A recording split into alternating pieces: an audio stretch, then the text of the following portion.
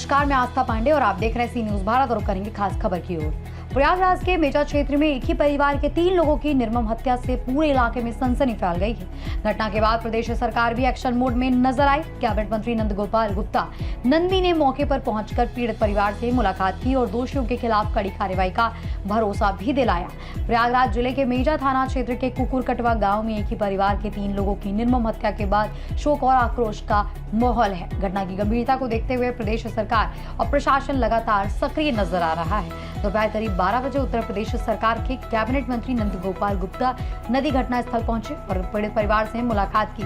मंत्री ने करीब आधे घंटे तक परिजनों से बातचीत कर उन्हें सांत्वना दी और भरोसा ये दिलाया कि इस जघन्य वारदात में शामिल दोषियों को किसी भी कीमत पर बख्शा बिल्कुल भी नहीं जाएगा।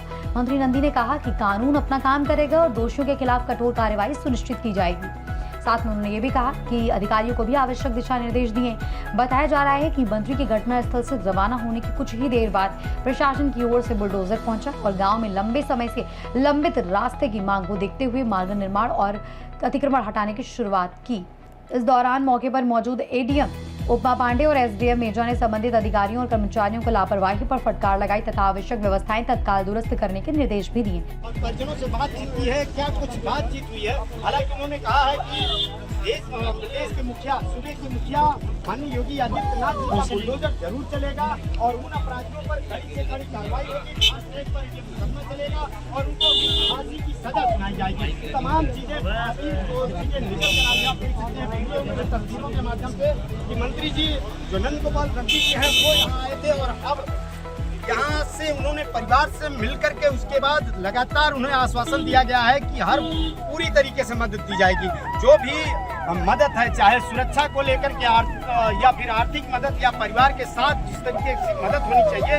और सबसे बड़ी बात है कि जो मुख्य आरोपी था उसको एनकाउंटर में जो गोली लगी है, मुठभेड़ में गोली लगी है, उसके बाद 3 जो आरोपी थे उनको भी जो है सलाखों के पीछे भेजा गया। लेकिन सबसे बड़ा सवाल है कि परिवार की सुरक्षा व्यवस्था को लेकर किस तरीके से जिला प्रशासन या स्थानीय प्रशासन उनकी मदद कर पाएगी। फिलहाल जो प्रक्रिया है, यहाँ आने के बाद जो है मंत्री जी ने ये कहा है कि बाबा जी का बुलडोजर जरूर चलेगा। ऐसे उन्होंने टिप्पणी भी की थी कि अखिलेश यादव की सरकार में यही लोग गुंडा माफिया बन करके चलते थे और 4 दिन पहले इस घटना से 4 दिन पहले ट्वीट करके कहा गया था फेसबुक या इंस्टाग्राम पर कि हत्या को अंजाम दिया जाएगा। अगर यही चीज पहले अगर प्रशासन ये इसको सुरक्षित की होती तो आज ये घटना न होती। लेकिन सबसे बड़ा सवाल है उन बुजुर्ग दाम्पत्य की हत्या होना। प्रयागराज में जिस तरीके से हत्या हुई है, क्या कहना चाहेंगे जिस तरीके से हत्या हुई है? ये हम तो यही कहेंगे, सबसे पहले जो है इसमें पुलिस प्रशासन की पूरी गलती है। अगर पुलिस प्रशासन मौके पे जो इन लोगों ने यहाँ पूरे पोस्टर चिपकाया गया, जो हम लोगों ने सुना देखा सोशल मीडिया के माध्यम से, अगर पुलिस एक्टिव होती तो शायद आज ये घटना न होती, आज हम लोग यहाँ इकट्ठा न होते। मैं तो कहूँगा सारी इसमें सबसे बड़ी भूमिका पुलिस वालों की है। अगर पुलिस वालों ने समय रहते एक्शन लिया होता शायद ये घटना आज न होती। इस घटना में ग्राम प्रधान को भी जेल भेजा गया है, संलिप्तता पुलिस की भी थी, तो उनके खिलाफ क्या सिर्फ सस्पेंड करना ही कार्रवाई हो? नहीं, इनके खिलाफ भी FIR लिखा जाना चाहिए, उनको भी जेल भेजा जाना चाहिए पुलिस वालों को जो इसमें 302 का दोषी करार देना चाहिए। 302 का प्रधान को भी दोषी करार होना चाहिए। तो उसी धारा में, तो उसी धारा में बिल्कुल छूटना नहीं चाहिए। लेकिन जो जैसे कि इन्होंने कहा कि पुलिस को जानकारी दी गई थी, पुलिस इसमें जो है पूरी तरीके से तत्परता नहीं दिखाई। अगर तत्परता दिखाई होती तो आज ये घटना न होती। हाँ, बिल्कुल सही बात है। पुलिस इस पे गरीबों के लिए ध्यान नहीं दिया पैसे के चक्कर में। आज जो है अगर गरीबों पर दया की गई होती तो घटना बिल्कुल नहीं होती। तो क्या सस्पेंड होना कार्रवाई में आता है? नहीं कार्रवाई उसके ऊपर कार्रवाई है, सस्पेंड की कार्रवाई। अरे वही धारा लगनी चाहिए 302 के ऊपर भी। बहुत ही कष्टदायी दुखद घटना है और ऐसा दुस्साहस कार्य करने वाले जो भी लोग, इसमें से एक भी बख्शे नहीं जाएंगे। कार्रवाई ऐसी होगी कि नजीर बने और उनकी 7 पुश्तें याद रखें और ज़िंदगी में ऐसा काम ना करने की 100 बार तौबा करें। इस तरह की कार्रवाई की जाएगी। आप सब विदित हैं, आदरणीय मुख्यमंत्री योगी आदित्यनाथ जी के नेतृत्व में पिछले 9 सालों से जो सरकार चल रही है, अपराध और अपराधियों का समूल नाश करने का बीड़ा उठाया गया और जो अभी हम परिवार से मिलकर के आए हैं,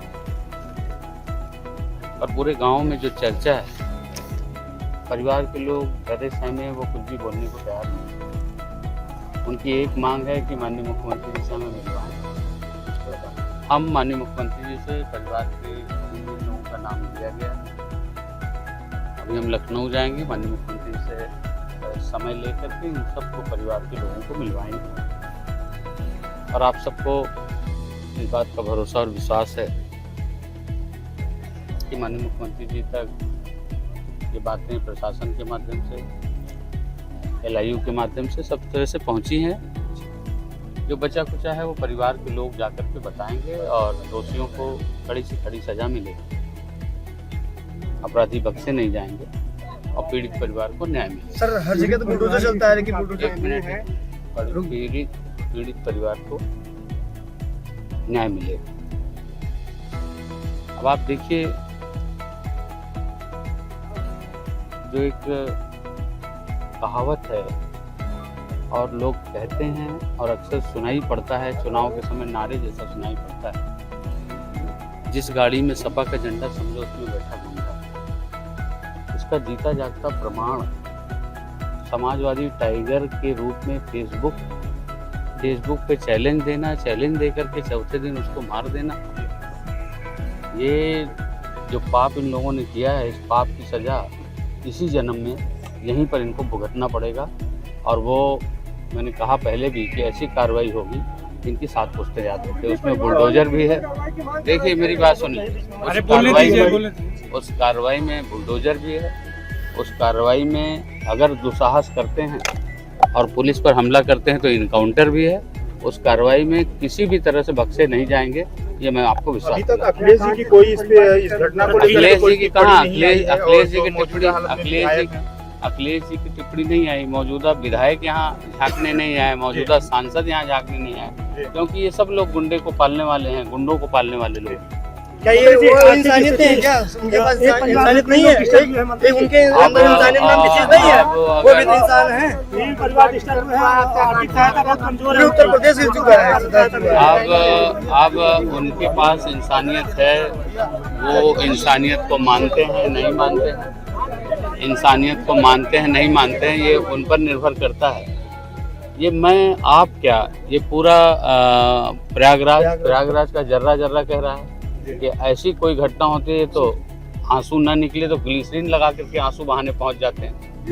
ऐसा बताते हैं कि हम लोगों के डेथ पर, 13वीं पर हम जाते हैं, यहाँ इतनी बड़ी घटना हुई, यहाँ नहीं आने की फुर्सत। तो ऐसे लोग केवल पॉलिटिक्स और वोट का ध्यान रखते हैं। और परिवार के लोगों ने जो लिखित मांग की है, हमसे मौखिक भी बहुत सारी बातें उन्होंने बताई है, कही है। प्रयागराज से सीनियर संवाददाता अंशु कुशवाहा, मंगला पटेल के साथ बुद्धसेन वर्मा की रिपोर्ट। मेजा की इस दर्दनाक घटना ने पूरे क्षेत्र को झकझोर कर रख दिया है। अब पीड़ित परिवार और ग्रामीणों की नजर प्रशासनिक कार्रवाई और दोषियों के खिलाफ होने वाले अगले कदमों पर टिकी हुई है। फिलहाल के लिए इस खास खबर में बस इतना ही। बाकी देश और दुनिया की तमाम बड़ी खबरों के लिए बने रहिए सी न्यूज़ भारत के साथ।